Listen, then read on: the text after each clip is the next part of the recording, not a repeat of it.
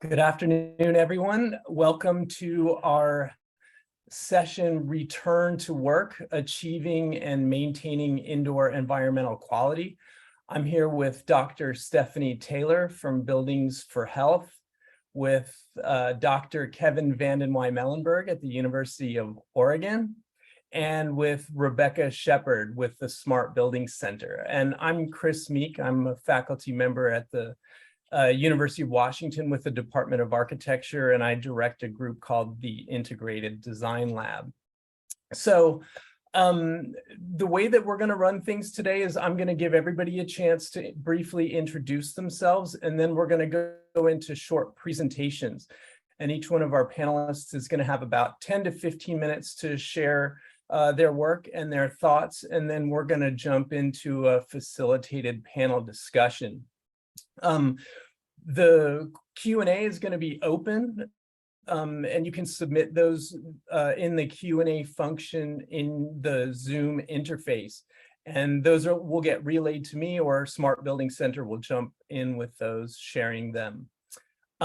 So I think our topic today is a fascinating one that's been at the top of many minds for the past 3 years. It's focused on indoor environmental quality. How do we maintain and achieve that in our return to work, thinking about the future of our built environment and our indoor environment experience, which has a lot of different dimensions. But for the past 3 years, a major focus of our thought has been on how do we control virus in our built environment and create a safe, healthy environment. And that's a really, really important topic, but we want to expand on that a little bit and think about how indoor environmental quality embraces issues of health, but also thermal comfort, lighting quality, circadian rhythm, space utilization, and human productivity and well-being. And a lot is happening right now to sort of translate that research into actionable steps. But there's still a lot of area for discussion and thought and thinking about how we take these steps. So with that, I'm going to pass it off to our panelists to give an introduction, and we want to hear from building owners, building operators, and folks who have thoughts and want to engage in this conversation. So with that, I'm going to have everyone do a brief self-introduction, and you can share a little bit about yourself and a little bit about your recent work in IEQ. And I'm going to go in the order of our panel presentation. So I'm going to start with Dr. Stephanie Taylor. Hey, everybody. I'm Stephanie. I'm a physician of a lot of decades, actually. I went to Harvard Med School and trained primarily in pediatric oncology. Somewhere along my clinical work, I realized that a lot of my patient healing or lack of healing had to do with the building. I didn't know anything about building, so eventually I went back and got my master's in architecture and then worked designing hospitals for about a decade before I realized that human health is a building metric, not only to hospitals, but to all buildings. So that has segued into what I'm doing now. I'm CEO of a company called Building for Health, where we have created an indoor air quality health standard. So we monitor the indoor environment from the medical lens of occupant health. And the way I define health, it encompasses comfort, it encompasses productivity and wellness, and some of the other terms that you hear. So anyway, that's who I am. Thanks, Stephanie. I'm going to pass it over to Kevin next. Hey there, everybody. Nice to see some familiar faces and lots of new ones on the panel today, or on the attendees list. My name is Kevin Vanden Wymelenberg. I'm a professor at University of Oregon. I actually spent 4 years with Chris at University of Washington in the early part of the I guess the century, and then 11 years at University of Idaho. While I was at Idaho, ran what is called the Integrated Design Lab there, focused on comfort, productivity, and energy efficiency, largely funded through energy efficiency rider dollars. So that's sort of the core of my work. When I came to Oregon almost 8 years ago now, I really dove deep into health, and in specific into indoor microbiology. And I've been leading a group called the Biology in the Built Environment Center, and then a collaborative called the Institute for Health in the Built Environment. And I'll leave it at that. Thanks, Kevin. And next up is Rebecca. Yeah, hi everybody. Thanks for having me on this panel. My name is Rebecca Sheppard, and I work for the Northwest Energy Efficiency Council and Smart Building Center as a senior project manager. The Smart Building Center is a joint project of the Northwest Energy Efficiency Council, a 501c6 organization, and the Smart Building Center's education program, a 501c3 organization. The SBC was created to provide the building community with educational tools and resources that guide the decision-making process around smart technologies. And with a mission of accelerating the adoption and commercialization of smart building practices and technologies through education, training, and demonstration, SBC seeks to provide a roadmap to smarter, more efficient buildings and healthy buildings in today's context. In my role, one of the pieces I manage here at the Smart Buildings Center is the K-12 ventilation and indoor air quality technical help desk, which we just implemented and launched last quarter, and we're still continuing to build it out. Before I joined Meek, I was, during the pandemic, I was working in a school district within the operations department as a resource conservation manager and building operator. And during that time, I was balancing energy efficiency, thermal comfort, lighting, indoor air quality, all those important components which make up the indoor environmental quality. So, and during the pandemic and the phase of reopening the schools, indoor air quality was the hot topic. Thank you, Rebecca. So let's kick off our presentations. I'm going to give each panelist about 15 minutes to share their work, and you can put Q&A items in the chat, or I should say directly in the Q&A, and we will address those at the end.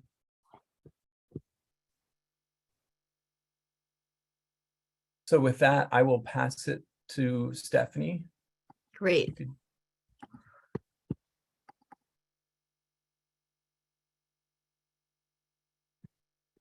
Sorry, guys, I don't know why I turned my PowerPoint off. Hi, so I already told you about myself. You don't need to hear any more about that. I still do a lot of research. I'm very involved with ASHRAE, and as I told you, I'm CEO of Building for Health. And that's my little microbiome diversifier in my arms in that picture. So I'm going to tell you a little bit of what we've been learning through our monitoring and health lens approach. So, this slide really encompasses a lot of my thought process and a lot of what I think is going on and wrong in the world.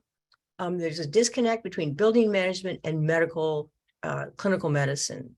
And I think that as a consequence, because we haven't been managing buildings with the priority of human health.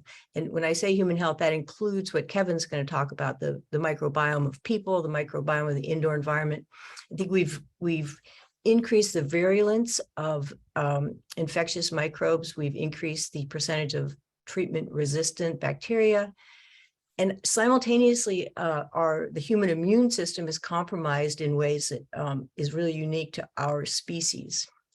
So because of this disconnect, I think we've gotten into a lot of trouble. And so from my perspective as a physician, and which I bring to my work, I believe that maximizing the indoor environment for human health should be the #1 priority, and everything else should be guided by that. So as I very modestly think of my work, Building for Health, we've created a score, indoor air quality. I say indoor air quality instead of indoor environmental quality because we don't bring into this algorithm and this output sound and lighting. But again, I believe that managing the indoor environment from the perspective of human health should be the #1 priority. So how have we been doing that? And I say we, I don't do my work by myself. I have an awesome company, my colleagues who work with me, as well as our sensor company. But what data do we need to collect to manage buildings for both energy conservation and human health? You know, so from an engineering perspective, optimizing energy savings, these metrics are pretty familiar to most people. You know, we look at particles, we look at gases. During a pandemic or a measles outbreak or tuberculosis outbreak, a lot of us think about the use of the Wells-Riley equation, which really focuses on everything to the right of the equal sign. The transmission of an infectious disease is based on ventilation and other exposure metrics. And those are all super important and very relevant for energy consumption. But when we're thinking about metrics from the human being that we need to bring into our analysis of the building and into our management of the building, there's a whole nother, group of data points we need to consider. So to optimize human health, I want to talk with you about very quickly, like 10 more minutes max, the effect of indoor air quality on human physiology. So on your immune system, on inflammatory processes, which are involved in cardiovascular disease, are involved in asthma, even involved in things like diabetes and obesity. And clearly the indoor environment affects our cognition and our metabolism. And the part in the lower left, the indoor air quality effect on microbial exposure, I'm not going to focus on. I'm going to leave that up to Kevin to talk about as much as he feels is appropriate for this talk. So anyway, let's take a look at the interaction of indoor air quality metrics and the human being. So to get a grasp of that relationship, what our company does now, we have identified 11 indoor metrics, and I'll tell you what they are. It's not a secret. We monitor those continuously in real time. TSI is our sensor manufacturer, awesome partner, love working with TSI. They make excellent and affordable sensors. We run those 11 metrics through our health-based algorithm, and I'll tell you a little bit about how those metrics feed into our score. And then we tell the building owner, okay, this is what's going on across your building portfolio. And if necessary, we recommend the most energy efficient remediation step. So what does this process look like? And again, you can ask me a bazillion questions if you want during the question and answer, because I don't want to spend a lot of time just going through it. I mean, unless you want to have questions. But anyway, on the left, you see the 11 metrics that we monitor continuously. And then we look at not only the impact of each of those 11 things on your health, but we look at the interaction of those components and how those affect the consequences that the groups of which I've listed. So changes to your immune system, how deeply can these different compounds penetrate your body. So for example, in the presence of ozone and NO2 and say PM1, you're going to have a different penetration into your respiratory system than if you had a less ozone or less NO2. So we look at immune system, tissue penetration, and then how these compounds actually get through the cell membrane into the nuclei of your cells and methylate DNA or RNA components. And then again, the indoor air management affects the infectivity of viruses and bacteria and fungal organisms. Some of that has to do with what happens in the airborne environment, and some of it has to do with self-selection of surviving microbes. We now know that 95% of microbes in our environment are actually good for us, but clearly not all of them are. So how you manage your indoor environment will select the ones that survive and go on to affect your health. So those are sort of the categories that go into our final B for H score. And then we can, if you're overworked facility manager and you don't want to know any more than the overall score and what to do about it, that's fine. If you want to tease it back apart and understand what the individual metrics are doing, we can show you that as well. But when you think about the interrelationship of these exposures, first of all, it's really important to do that because these compounds don't just affect our bodies like one at a time. PM 2.5 isn't hanging out by itself in the indoor environment. It's in the presence of CO2, maybe NO2, depending on combustion processes. The humidity is very important. You know, you don't want it too high and you don't want it too low.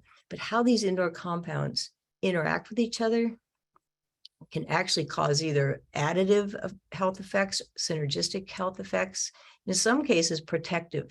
So one can diminish the harm from another one. So this diagram just sort of gives you a visual understanding of that.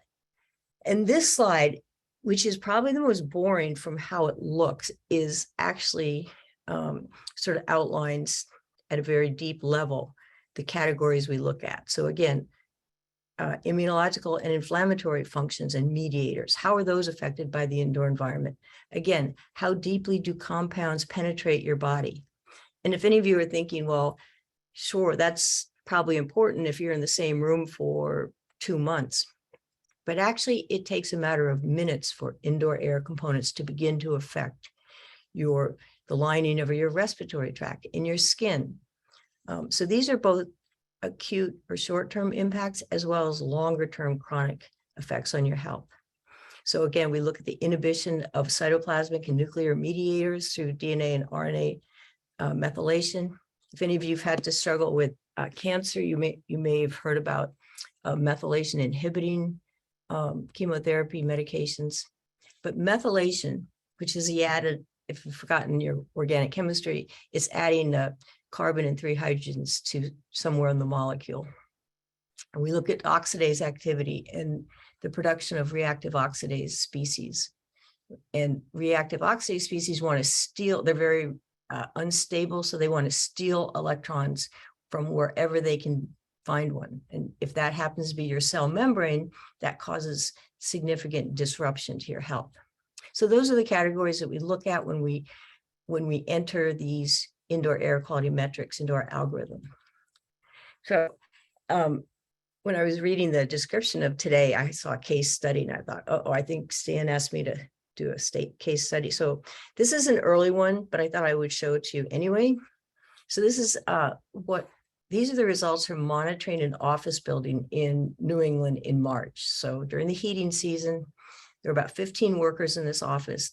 They do reservation management for ski resorts. So remember, so this is looking at the B for H DX score. So in this scheme, 100 is perfect. So that's like A+. If you're below 50, you need to do something.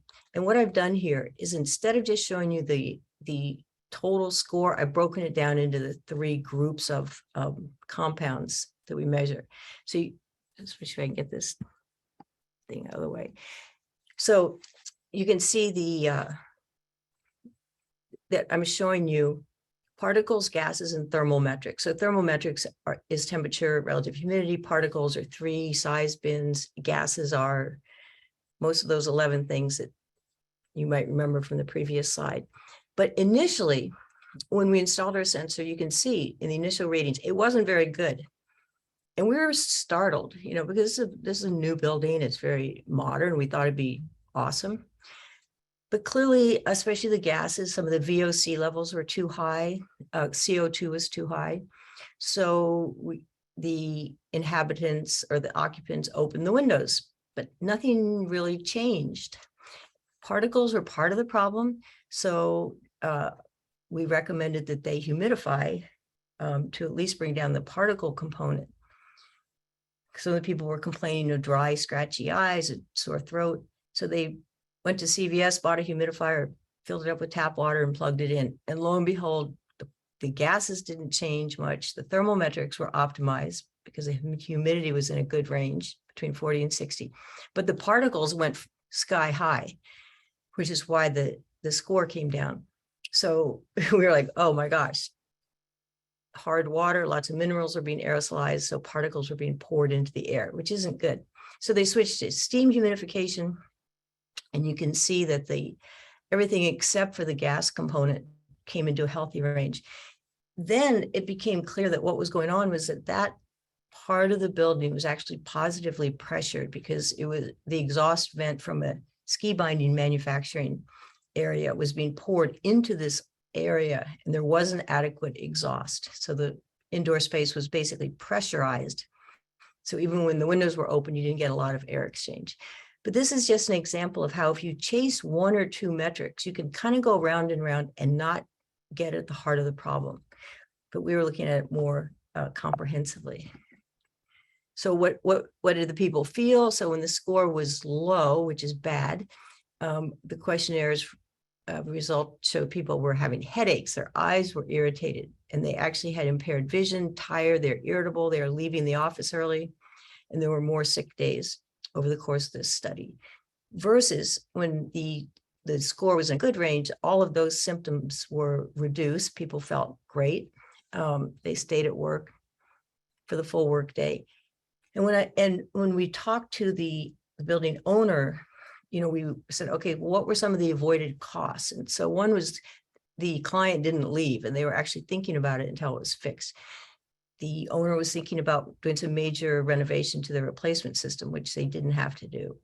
And the filters were actually fine, and they avoided any legal consequence. So this was I thought this was a good early study to show you, which tied together the B for HDX score, some of the symptomatology, and some of the cost, the ROI of monitoring the building from the perspective of health.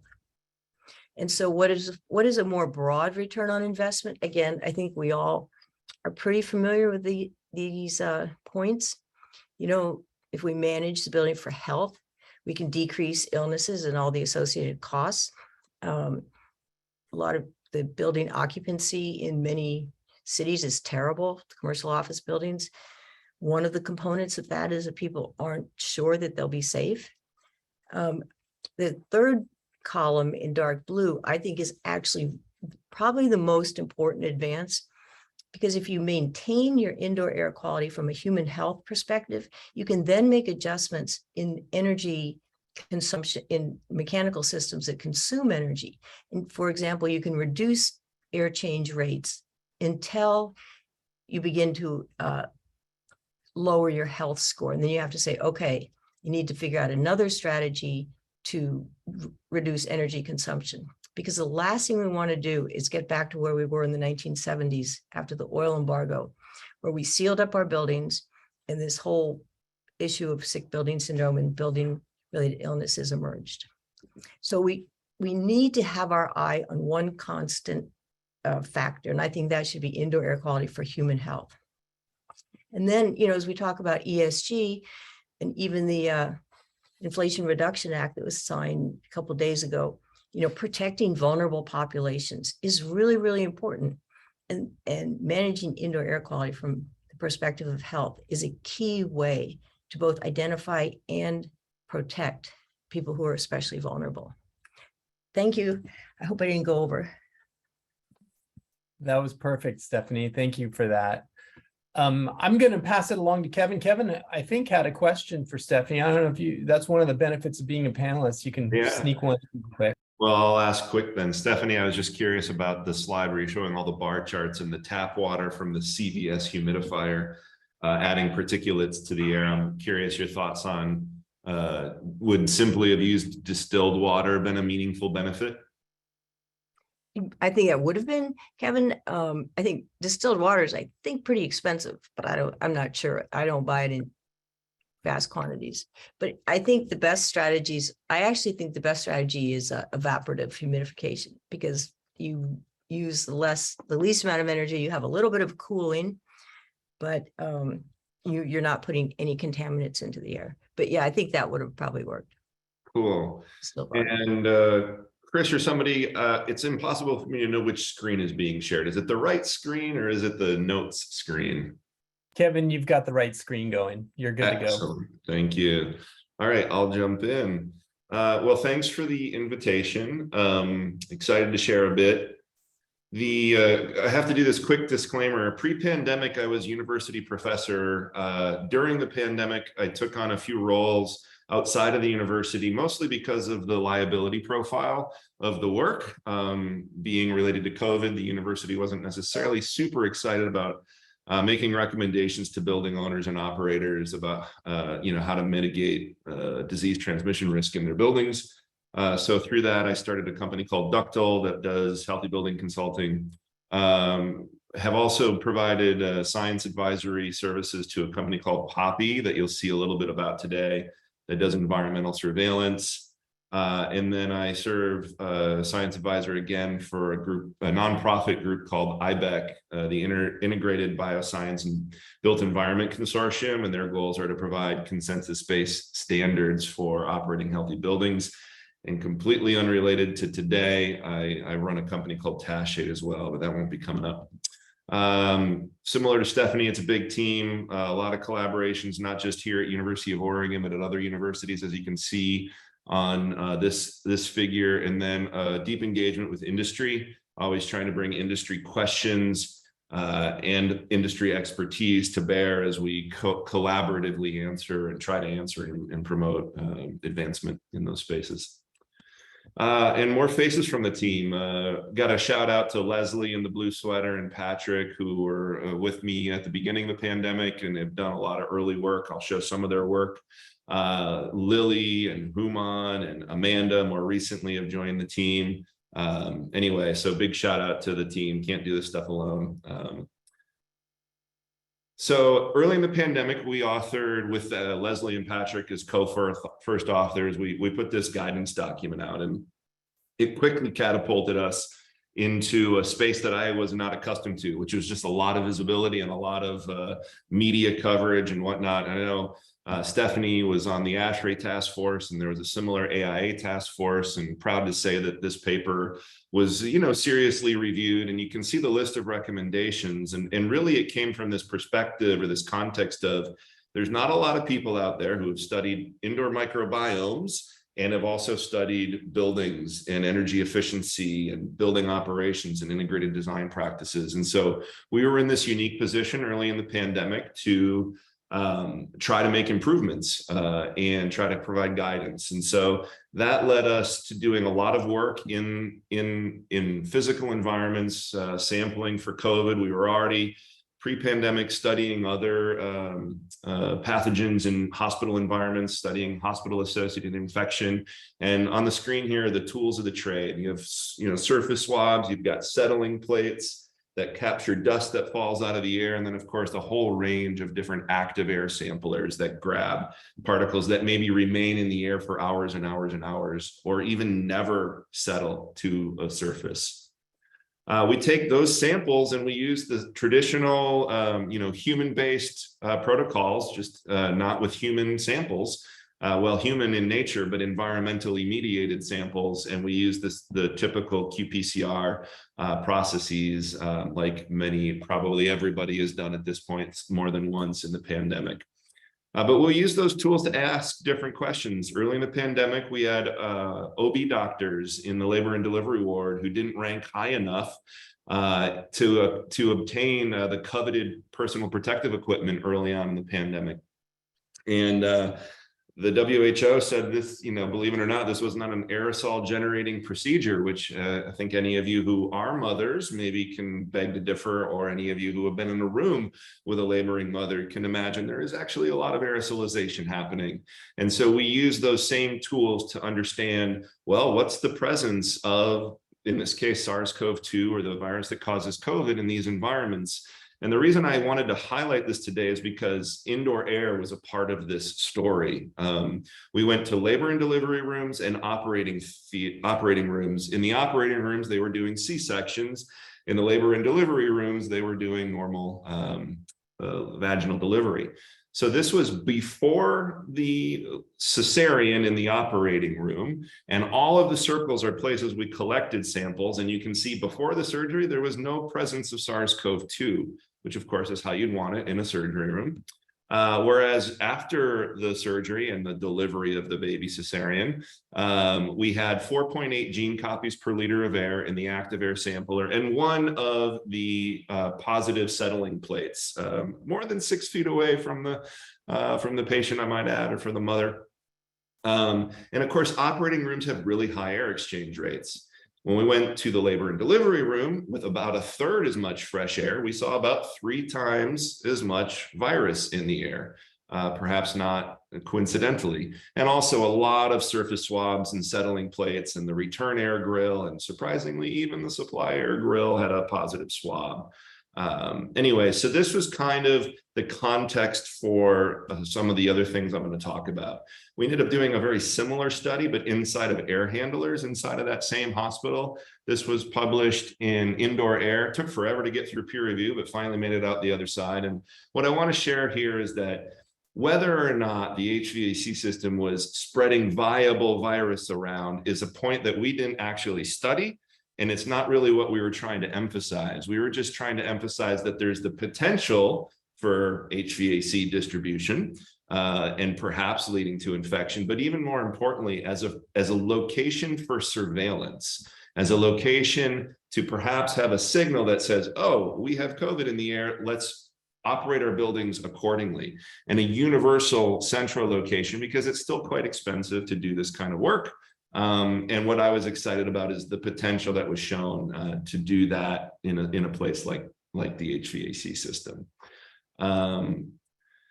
The other thing we were working on concurrently was trying to create dose response relationships and then build models that would help predict the likelihood of infection in a particular zone with, let's say, 1 or 2 or more infected individuals. Let's say those individuals were singing loudly or they were just speaking quietly. Let's imagine a different outdoor air exchange rate or different levels of in-room filtration or different profiles for humidity. All of these things would combine to impact what's called the inhaled and deposited dose that stays in the respiratory system of susceptible individuals. And then inside of that, we can imagine what the dose response relationship is, or the likelihood of infection. We actually did that based upon a human coronavirus data set that was available from about 50 years ago. And then just recently in February of this year, the first, and it's to my knowledge, only human challenge study for SARS-CoV-2 or COVID was published. And what was really encouraging is that the dose response relationship that we've been using in this model is very much corroborated by the human challenge study for SARS-CoV-2. Basically, how many virions do you have to breathe in to have the likelihood of infection? We use that to estimate cases and understand, to do diagnosis of outbreak events. And, no outbreak event has got perfect data, so the model has always got gaps, but we put reasonable information into the unknowns. How many sick people were there? What was the actual ventilation rate and whatnot? And the model has done a very good job predicting the actual outcome of infection of those particular events. Now, we've studied it in these big newsworthy events that were often like super spreader events where 1 or 2 people were sick and then a whole bunch of other people got sick.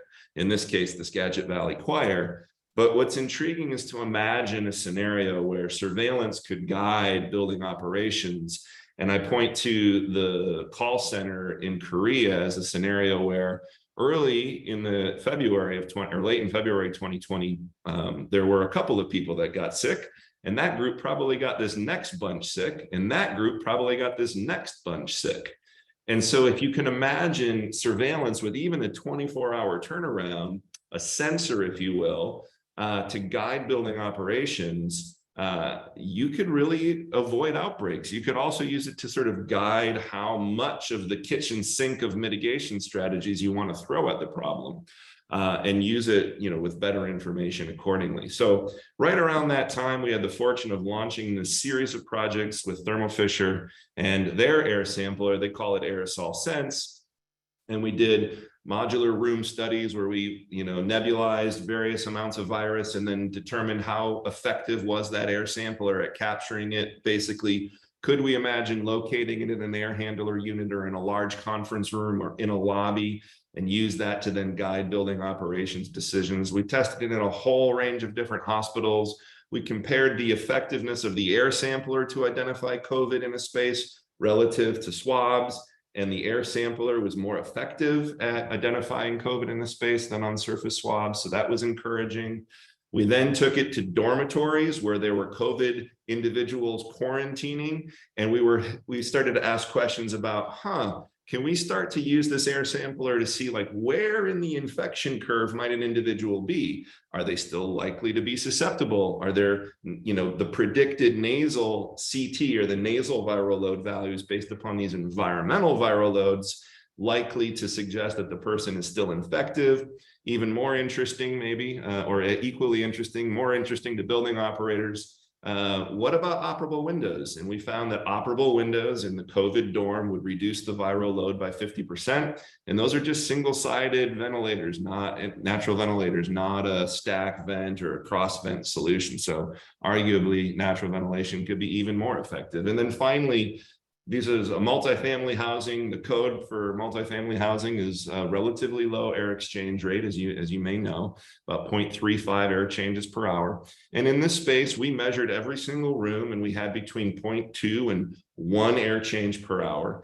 And statistically, we were able to differentiate the viral load in the spaces that had lower air exchange rates from the spaces that had higher air exchange rates. So with this kind of set of data, we can start to triangulate and imagine, if we had a signal, we could guide operations for health and manage energy.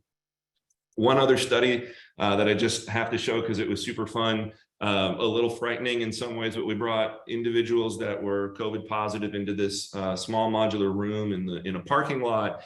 And then we tested different mitigation measures. And I'm going to say we tested a lot of different mitigation, higher activity, lower activity. Maybe that's not so much a mitigation, but it certainly impacts viral load. More breathing, more viral load, right? We also studied filtration effectiveness, ventilation effectiveness, and humidification. And I'll just highlight some of the results, kind of geeky, one geeky data slide, apologies. What we're showing on the top is the relationship of viral load to humidity. And I'm not going to try to explain the graph too much, but I'll just say the outcome, which was the greater the humidity, the lower the aerosol viral load. That means water particles are helping to grab those virions and drop them out of the air. And then perhaps predictably, but cool to see the quantified verification, increased viral load on surfaces. So as we increased humidity between that 40 and 60% range, which is optimal, is what Dr. Taylor mentioned, we got up into that range, less viral load in the air, more viral load on surfaces. And of course, with SARS-CoV-2, that's super important. So I'm just going to cherry pick maybe 2 or 3 more slides and say, look, we're dealing with converging crises, right? We've got COVID and it seems to be here to stay. That's on top of flu and on top of noro and on top of other communicable viruses. We also have wildfire events, certainly out west. We also have the sort of impetus for this wildfire events, global climate change, and the need to reduce energy consumption and create buildings that are both healthy and energy efficient. And so in full disclosure, I've worked with every single one of these companies in some way, shape, or form. I think they're all creating interesting products that eventually could make their way into building automation systems as I don't want to call it a fire alarm because a viral fire alarm, because I don't think that's the right analogy, but with ongoing surveillance sort of at our fingertips right now and becoming more and more real time as technology advances, I really do think buildings of the future, code of the future, ventilation standards of the future could begin to imagine a scenario where we have more near real time viral or pathogen awareness in our buildings. And I think some of these may be the companies that help society get there. Maybe there'll be other ones. All right, so to design and operations and energy, just cherry pick a couple of slides here. Some of you may be really familiar with this simulation tool set, the Grasshopper, Ladybug, Rhino, Energy Plus, Honeybee, Open Studio framework, right? This open database of tools. Well, what we did is we took that risk estimation model of predicted viral infectivity, disease transmission, what I described earlier, called safe airspaces, and looped it in with all these other simulation tools, and then just tried to ask some really basic questions about, well, what would the energy performance look like if we had more natural ventilation? What would be the resultant energy risk? Or maybe we add HEPA filtration, or we add increased mechanical ventilation, or we add humidity or whatnot. And we tried to say, is there a way that we could sort of sail the building to have lowest energy consumption and still be safe at below some risk threshold in terms of disease transmission risk? And while there's a lot, I guess this is my second geeky slide, and then I'll wrap. While there's a lot of information here, basically the takeaway is, yes, absolutely, we can sail buildings according to risk that we're willing to allow, or to real-time risk signals, and operate them with more or less energy efficiency depending on our strategy. So in here you can see in case 3, if we really ratchet up outside air, there's going to be the heating penalty and the fan penalty associated with that, and we'll nearly double the energy consumption relative, even more than double it relative to the baseline. But there are alternate strategies that can create very safe spaces, and here the risk plot shows that the safest of these gets risk nearly, well below 10%, below 7% of disease transmission risk, even in a super spreader kind of level of viral shedding, with relatively low energy consumption. So with there, I'll pause and kick it back. Thank you, Kevin. Lots to chew on there. I don't see any immediate questions for Kevin, so let's pass the baton to Rebecca, and feel free to share your screen and jump right in. Yeah, thank you. Those were amazing presentations, and what a great research. I hope we all get to benefit from that soon as building operators. Can everybody see my screen? Yes. Okay. All right. So my Showing your presentation. notes, Rebecca. Pardon me? If we do see your notes. My notes. Oh, I'm seeing it's not your notes. I'm seeing the transcript roll. Okay. All right. Good.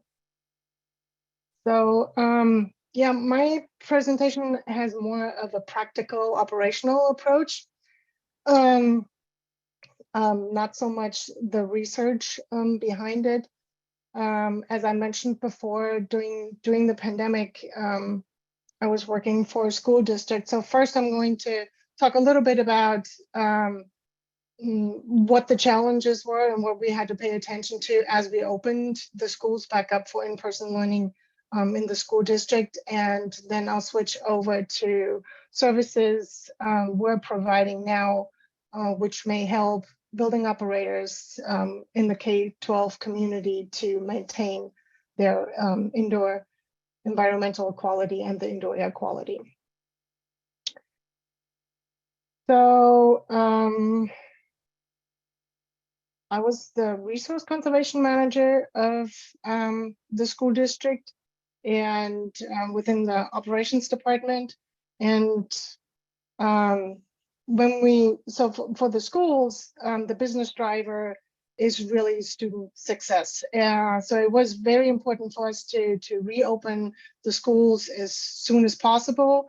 And as everybody knows, in-person learning is an important piece to providing equity to students. Every student deserves a high quality education. And it is also important for the students for their social and emotional development. And to supply healthy meals. Some may not believe it, but some students, the meals they get at the schools are the only meals they do get in a day. So we strived to reopen as soon as possible, but with the indoor air quality, we had to make sure that the indoor spaces were safe and healthy. So indoor environmental quality influences is a key component to student success. We knew that also before the pandemic. There's great studies out there which show that indoor environmental quality and indoor air quality influences and has a positive effect on student learning, on their test scores, on the productivity of the students as well as the staff. It influences occupants' health and also the absenteeism. And as we know, indoor environmental quality has multiple components. There's the indoor air quality, but then there's also the thermal comfort and the energy efficiency and the acoustics and the lighting. And I'm leaving acoustics and lighting a little bit off the side because within the juggling components or the competing components, it's indoor air quality, thermal comfort, and energy efficiency are the ones which compete each other the most out of my experience and perspective. And before COVID, and it was a lot of times the thermal comfort was the dominating component, and indoor air quality was suffering under it a little bit. Everybody prioritized, they wanted to be comfortable. And we all understand that nobody wants to be hot or cold. So, and with COVID-19, that changed dramatically. Everybody, indoor air quality became the priority, and ensuring that that component was, I mean, safety for the occupants, it is of utmost importance. And to ensure that was challenging at time. And here are some of the challenges we faced were which areas in our school buildings are of concern, and what kind of improvements do we need to make in order to mitigate or improve those or eliminate those concerns. So assessing all of the different systems took a little bit of time, and how could we be sure to that we meet all the recommendations which were out there from ASHRAE, from the CDC, from OSPI, so many different recommendations. So it took some time. We took a lot of air exchange measurements. Another challenge was the supply chain issues. A recommendation was to upgrade to MERV 13 filters, but they had a really long lead time. Out of our perspective, we ordered them early, so we were lucky. There were HVAC upgrades. The contractors had some lead time. It took some time. But one of the biggest challenges was restoring the confidence of the occupants in the safety of the indoor spaces. Everybody was a little bit afraid to come back to school, and with the schools, and especially for the teachers and the parents of the kids, it was not, well, they did, some people had a choice and sent their kids to private schools. Some people did not have a choice. So being approachable and picking up the staff and the parents and listening to their concerns and addressing them and educating them about the science and the recommendations which were out there, having good communication, and also addressing concerns and being proactive to give them the data on hand to understand that their space is safe was very important. So what kind of actions did we take? We, at first, 100% outside air wherever there was possible, upgrade the filters wherever there was possible, longer run times, flush out times, spaces which were not being able to upgrade to MERV 13 filters, we supplied portable air purifiers. We had a portable medical grade UVC unit, which could disinfect spaces quickly. We did HVAC control upgrades, verified CFMs and air exchange rates, and had an open communication to provide transparency to teachers, parents, students, and staff. So it was, in retrospect, it was a great opportunity. Because the HVAC control upgrades, which were done, and the updates we did to the building automation system, they were an opportunity to make lasting improvements to the indoor air quality of some buildings. Improvements which the school occupants and the students could continue to benefit from after the pandemic. So now, with the upgrades in place, the schools could make now data-driven decisions to maintain and balance the indoor air quality. So, as we heard, humidity is an important factor, but for the school districts, it was difficult to influence on a campus-wide level. You can influence us a little bit, but the data is not enough to measure, or we didn't have the measurements to measure particulates or monitor the changes, what the humidity does within the virus load or within the building. So but we added upgraded thermostats to include CO2 sensors, and did a lot of increase the flexibility of the building automation system, which then enabled us to react to certain data points we were receiving from the system, be it being able to initiate a flush out, or adjusting set points, or the amount of outside air which is being brought in. So now, when a building has all these data points available, does it make sense to still bring in 100% outside air and run the systems 24/7?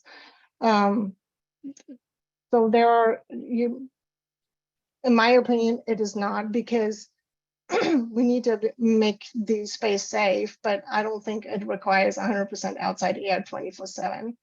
I think with the data, which we're getting now in the buildings, we can make data-driven choices to start balancing the safety of the indoor air quality with thermal comfort and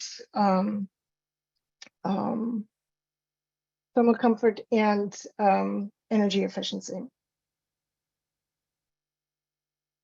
Now, to maintain indoor air quality and indoor environmental quality, we know there's more components to it, especially in a school. There's a lot of the VOCs go in there. There's chemical storage. There are special spaces for welding, for soldering, 3D printing. There's the cleaners, the custodial staff is using, pest management, building materials, and the whole spectrum of components which can go into the indoor air quality of a school can be quite complex and overwhelming. So we're offering we have a service, a K-12 ventilation and indoor air quality technical assistance help desk. And we can assist K-12 building operators and facility managers with their questions and their situation. So we offer one-on-one consultations and assistance, a collection of resources with links to different agencies and presentations, a collection of training material, and we also have a free tool rental in Washington and Oregon to measure indicators of indoor air quality. So some of the training videos are previous presentations or training videos, webinars, also from the EPA, from other entities and organizations, how to use some of the tools which can be rented through the tool lending library. Those are some of the resources of the training we have. And there's a lot of organizations out there which have recommendations and helpful resources and tools and videos on how to do things. The EPA has a big indoor air quality for school program. The Washington State University offers resources. The State Department of Health, ASHRAE, OSHA, NIOSH, there's a multitude. So, and this is where also the consultations come in handy. For somebody who really has a question, trying to find the answers among all those resources, we can definitely assist on that. And as we heard, maybe on some of the other presentations, not every building has a sophisticated building automation system and controls. So how are people supposed to measure the indicators of indoor air quality? So we have a tool lending library where folks can rent and lend tools, highly sophisticated, expensive tools for free in the state of Washington and Oregon. So, and this is where you can find the K-12 ventilation and indoor air quality technical assistant help desk. It is at www.smartbuildingscenter.org. Under resources, there's a link for the K-12 ventilation and indoor air quality help desk. That's it from me. Thank you. Thank you, Rebecca. Great presentation. I really appreciate that you pointed up one of the things that underpins this whole discussion, which is that shared spaces, so classrooms being one, but offices and other spaces that we gather and work in are crucial for social, emotional development, for creativity, for, you know, as you mentioned, distributing healthy meals, even things like that, that get to core issues of equity across our communities. You had talked a little bit about, you know, for building owners that maybe they don't have access to an advanced building management system. You talked a lot about how data informs decisions that you might make in real time as you operate your buildings. Do you have advice for building owners that might, or operators that might be on the call that don't have access to a high performance building management system or BAS?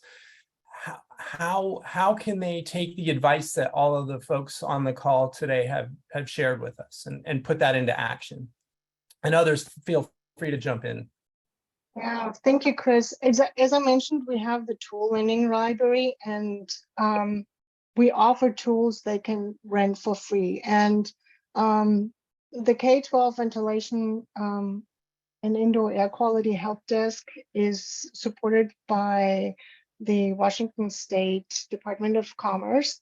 And we were able to add to the library with very sophisticated tools, which are actually, you know, can be used to determine certain indicators like CO2. We have particulate counters. We have airflow meters for different diffuser types. So yeah, I just invite everybody to go and visit our website and check out the inventory of the tool lending library. And I can post the links in the chat as well. Thank you. So I'm going to throw in another one out to all three of you and just let you jump in. On a number of occasions, you've implied that CO2 is a good or is a proxy that's used frequently. And I'm curious, what are the advantages and maybe disadvantages of using that as a proxy for the real-time risk of airborne disease or as a proxy for ventilation in general? I know that's been a hot topic amongst IAQ folks for a while. And I'd invite Stephanie or Kevin to jump in to start us. So I'll jump in, ladies first, Kev. So CO2 is a reasonable proxy for demand-based ventilation. I don't think that it's as comprehensive a guide as many people do. It doesn't, number one, when you're talking about ventilation metrics, it doesn't take into consideration what the air quality is of the outdoor air that you might be bringing into your building. So that's one limitation. But I think more important than that, it doesn't pick up other indoor metrics that affect productivity, cognitive functioning, things like humidity, things like VOCs, things like particulate matter. So if those gases or compounds have an indoor source, you're not going to detect the influence of them.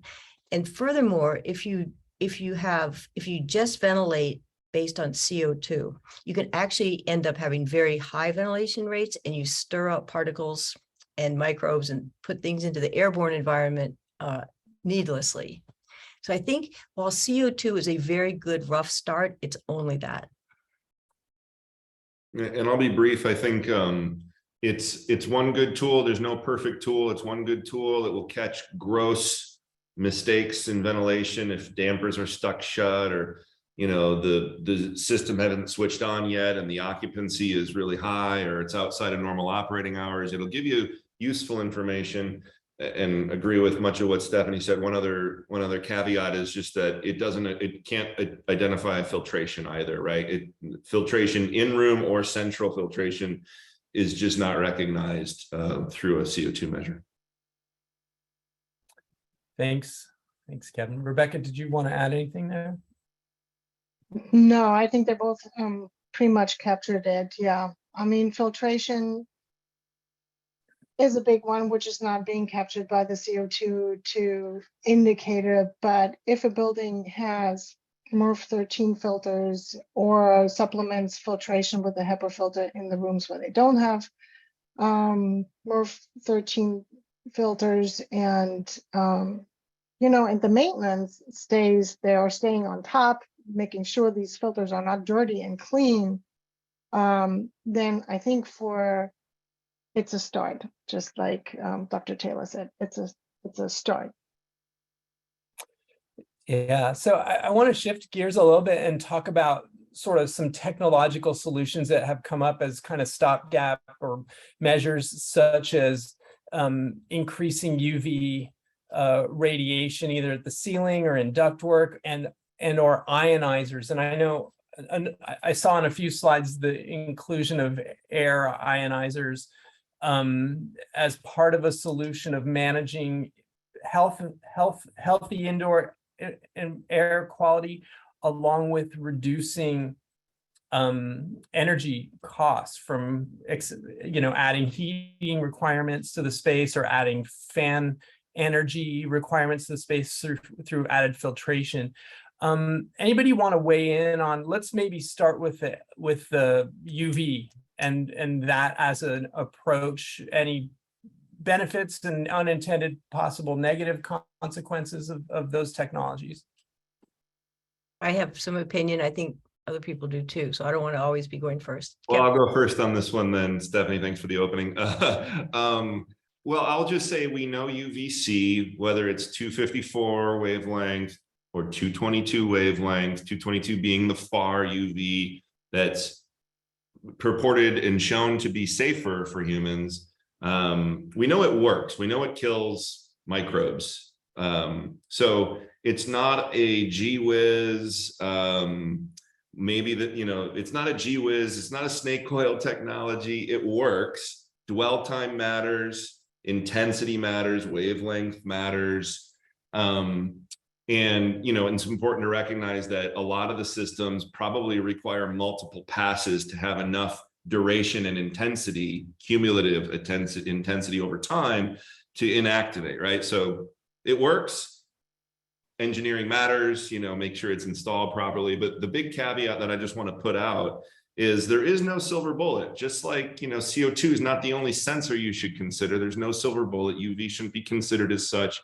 I think there could be substantial negative consequences in the long run. I think in the near term, it's a good tool. We should use it. We should prioritize it to spaces that have higher risk, higher susceptible, where other strategies are not as easily deployed or is not as effective.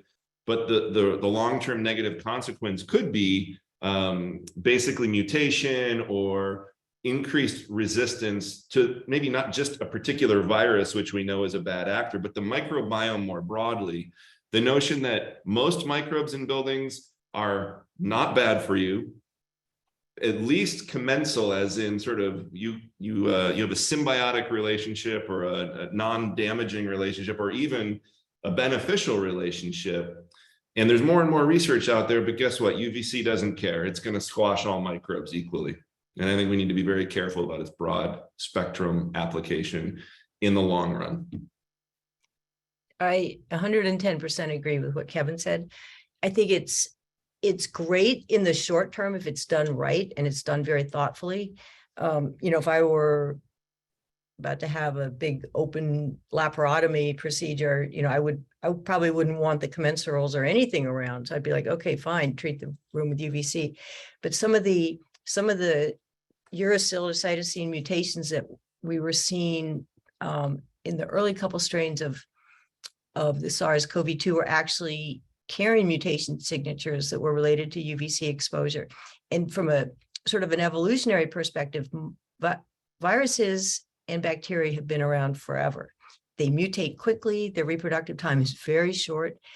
And, you know, just like with antibiotic resistance, you know, back in 1963, the Surgeon General said, we have won the war on bacteria. No, wrong. So I think we don't want, just like Kevin said, we don't want to use something like UVC without thoughtfulness. But I think it can be very, very beneficial when it is used thoughtfully. Rebecca, do you want to chime in about ionizers? I know I'm seeing those all over my campus at the University of Washington. They're in most of the classrooms that I teach in. Yeah, Probably in so yeah, thank you. With the ionizers, yeah, they can when they can be very, very helpful in trying to make particulates bigger and being easier to filter. But there are some portable air purifiers out there which use ionization, which I would just caution about using. There are some which produce ozone, which can be an irritant to the health. So, and without really knowing the facts and being able to control that, I would just caution and advise to maybe use just regular HEPA filters without the ionization.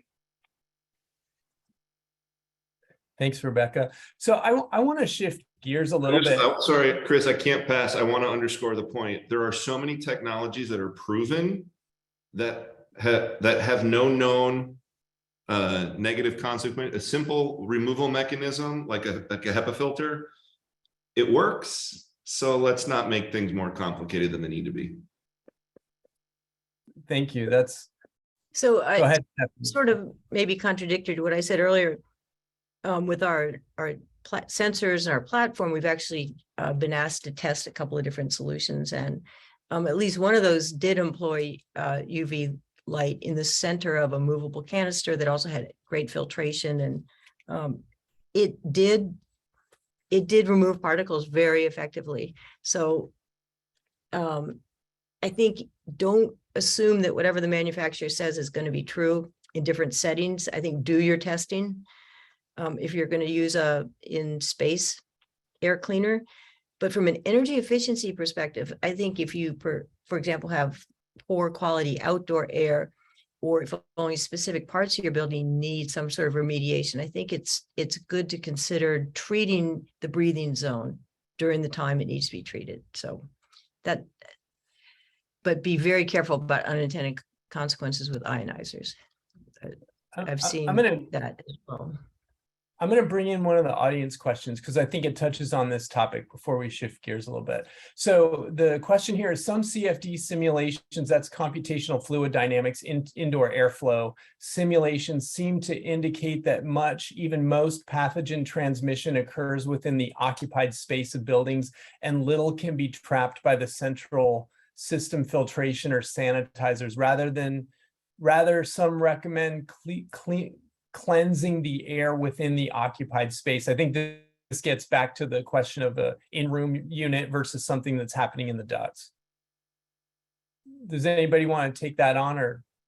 I'll be quick. I think there are much greater preponderance of documented cases, not if just CFD, but real world cases of in-room transmission as opposed to through ductwork or through ducts. There are some, by the way, there are documented cases in Korea, in South Korea, of ventilation chases mixing up a high-rise office or a high-rise residential tower. There are other examples from previous pandemics. It is possible, what's called re-entrant air, swimming out one window, back in another window even. But the great preponderance is in-room infection. And so I think the question is well put. You need to think about that zone. And the reality is the filter can only work if the air can see it. And the air doesn't always get to the filter before it gets to another person. So thinking about those in-room ventilation strategies, filtration strategies, and other strategies like we've been talking about, humidification, or even something like operable windows or daylight, are all valuable. Thank you. So I do want to switch gears a little bit now. And, you know, we've talked a lot in this panel today about, like, how do we do the minimum? How do we keep a space safe for people, right? And I think probably some of the building owners, operators, users, I'll put myself in this category, are interested in, you know, how, you know, getting beyond safe, just the basic of creating a safe place.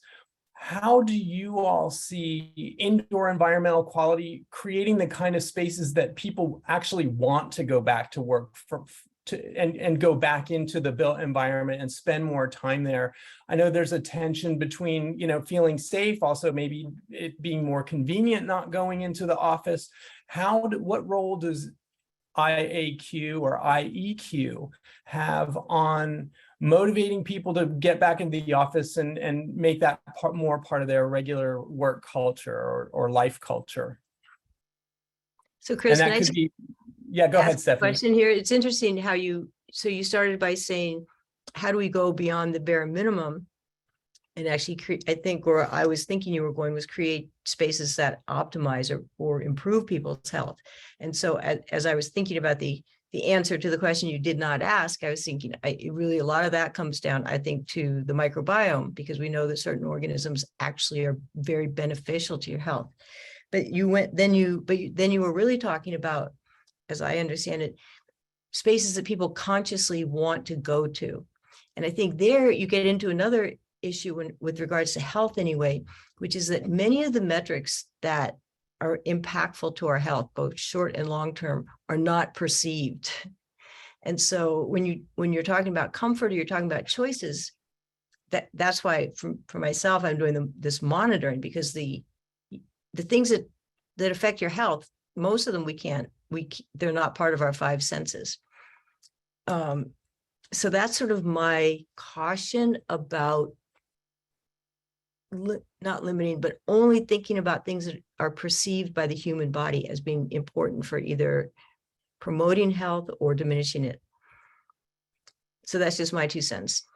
I appreciate that, Stephanie. And I think if you unpack my question, the idea is that we're thinking about spaces that we want to go in, and knowing that they're healthful, knowing that they proactively provide beneficial health impacts. Some of that is just educating people about what are great spaces, what can they do, what can the built environment's role be in creating healthy environments.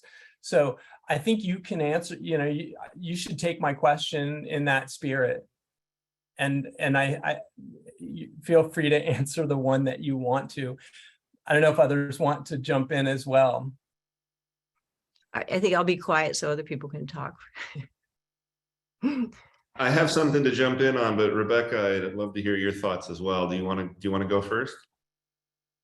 Yeah, well, we know that, I mean, the built environment is putting a lot of research and design ideas into place to make educational spaces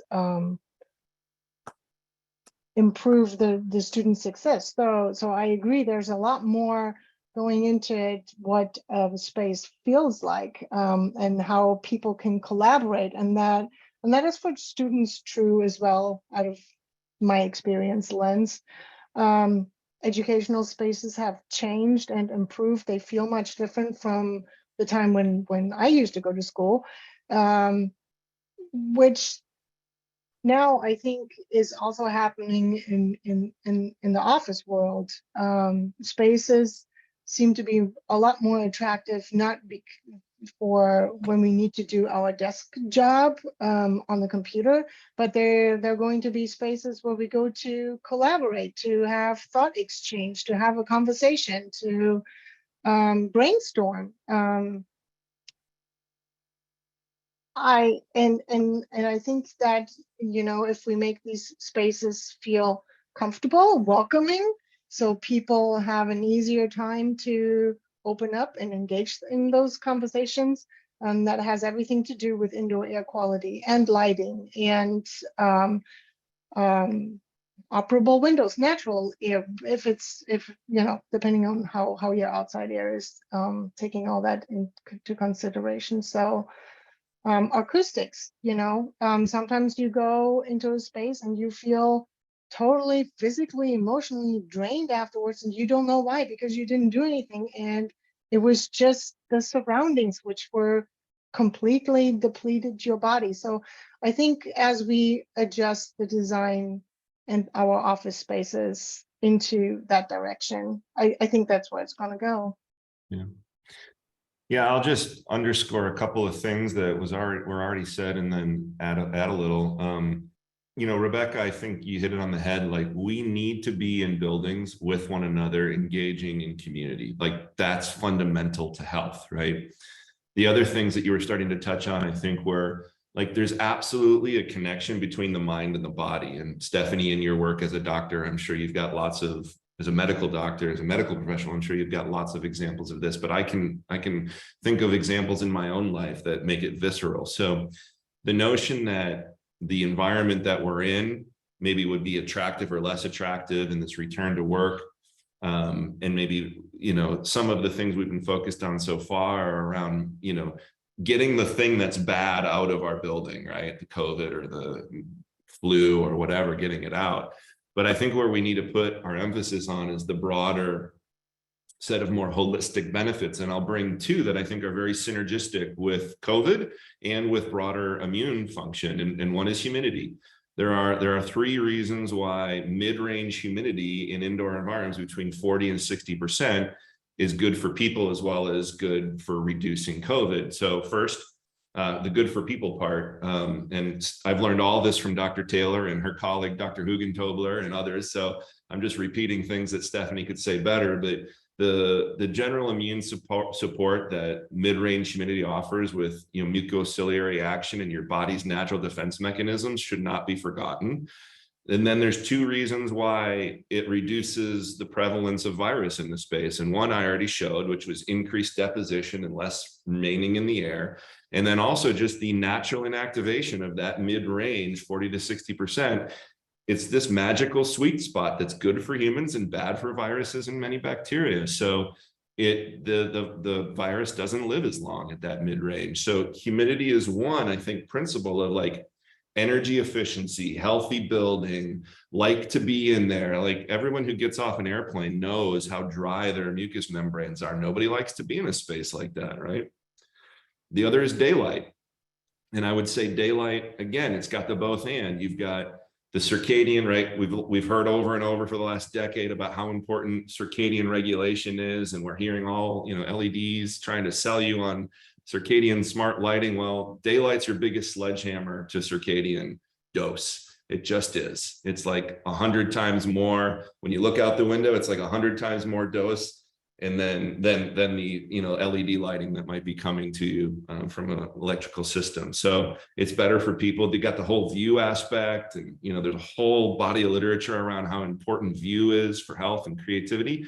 And then the thing that's not been talked about much, which is so much emphasis on UVC for eradicating a particular pathogen. Well, guess what?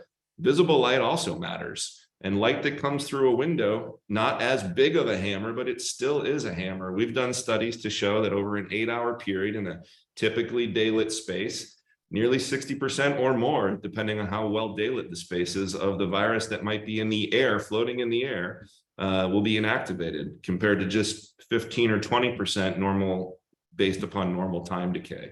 So I think there are synergies, and we should look for them. Yeah.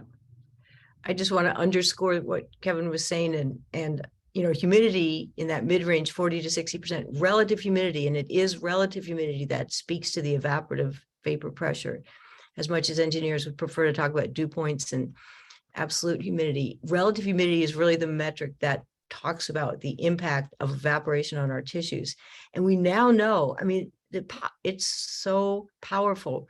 We now know that in dry air, when the relative humidity is less than 40%, your skin cells actually produce hydrocortisol from the cholesterol that's in our cell walls. So what that means is when your skin is stressed, your body is producing an immunosuppressant chemical.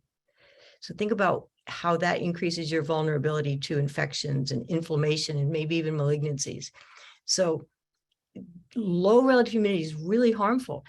And as Kevin says, it impairs it thickens up the mucus in your airways, so the little hairs of cilia can't work effectively to clear things away from your lungs. But it even goes beyond that. The respiratory epithelial cells don't produce interferon and other protective proteins at the same rate that they in low relative humidity environments that they do in 40 to 60%. So human beings were not made to live in desiccant conditions. So maybe somebody's thinking out there, well, but wait a sec, some people live in the Sahara Desert, or they live cold and dry or hot and dry. Yes, but the nasal turbinates of those people who have evolved over centuries are designed to filter and moisturize the air before it reaches the depths of your body. But anyway, so that's just another, that's a underscoring of what Kevin was saying about mid-range relative humidity being incredibly protective. See, I told you she could say it better. Well, I think I'm just a little bit gun shy about it, because I've been at I was at a building summer camp, and I was talking about humidity, and the feedback was, well, wait a minute, what about the risks if the building the building envelope cannot handle humidification indoors? So suddenly I was like talking U values, and I was talking just like, whoa. My first answer on that is, we can start with thinking about less dehumidification, and then we can start thinking about intentional maintained humidification. So, and I think how we use spaces, like in a hospital, for example, put your more vulnerable patients away from, and I know we need views of nature. Personally, I'd rather look at a hologram that looks like nature and then go home and really enjoy nature than die of a healthcare associated infection. But perhaps our more vulnerable patients or people should be away from the building envelope if humidity is hard to control in certain climates. I think focusing on occupant health could change a lot of things: building materials, space usage, as well as mechanical systems. So, yeah. I see we lost our moderator. I think he's enjoying the sun in California, and his internet connection cut out. So I'll just step in briefly and say, Rebecca, is there anything that we have 5-6 minutes left. Is there anything you wanted to get on the table before we run out of time? Let me think. Same question to you, Dr. Taylor, next. So, yeah.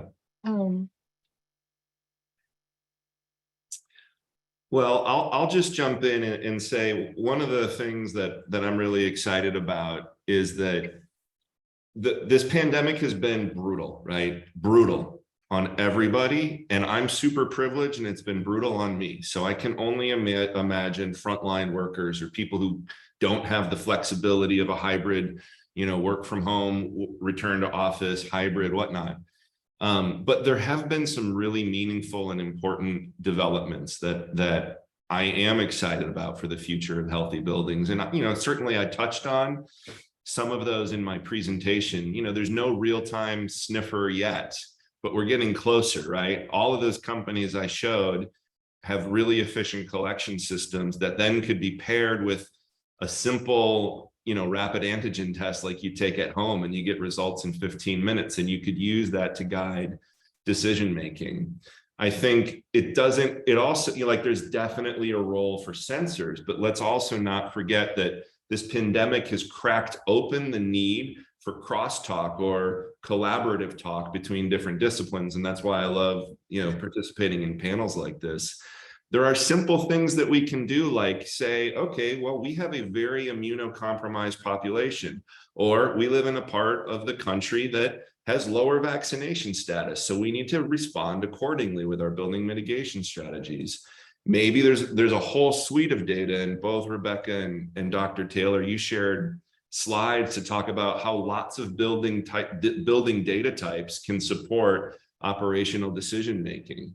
And then eventually, if we get the technology catches up, it's just an engineering question. It's all technologically possible, where we could have, air handler level pathogen monitoring and guide decisions about ventilation, filtration, humidification, occupant density allowances, decisions to go remote for a few days, or other behavioral policies like, guess what, we're masking up again, or whatnot. I see that as really exciting. And then finally, I think we're all grappling with risk and how much risk is okay in our built environments. And I think folks like ASHRAE are going to need to be addressing for variable risk operating profiles. Maybe energy code will dictate it, maybe ventilation standards will dictate it, but we need to be able to go risk on, risk off, or risk high, risk low, and have a set of building operational practices or behaviors that respond accordingly. So I'll stop there.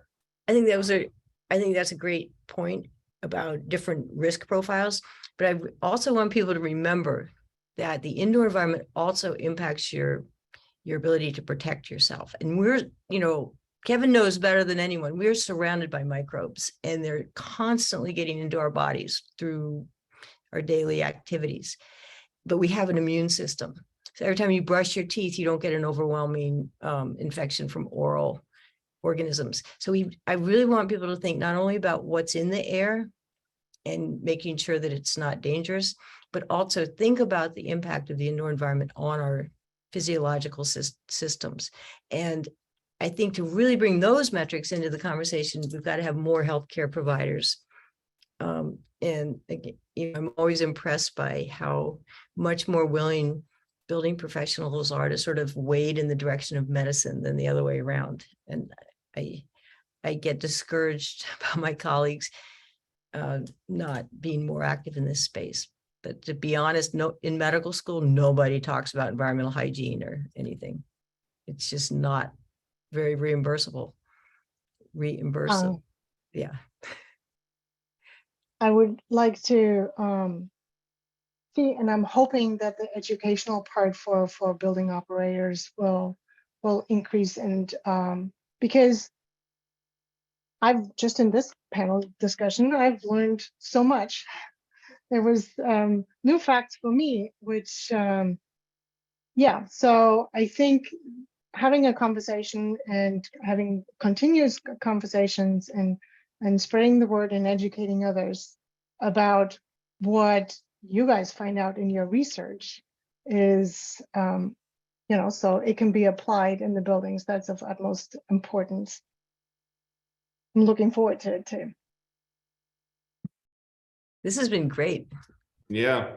Well, I think, again, because I saw Chris pop in and then pop out, we're at our time. I'll just take the role of closing this out and thank Dr. Taylor and Mrs. Rebecca Sheppard for joining us. Thanks to Stan Price and the Smart Building Center, and of course, Chris Meek for moderating 95% of our session. And with that, be well, stay safe, and be air aware. Thanks. And thank you, Kevin, as well. Thank you. Take care, everybody.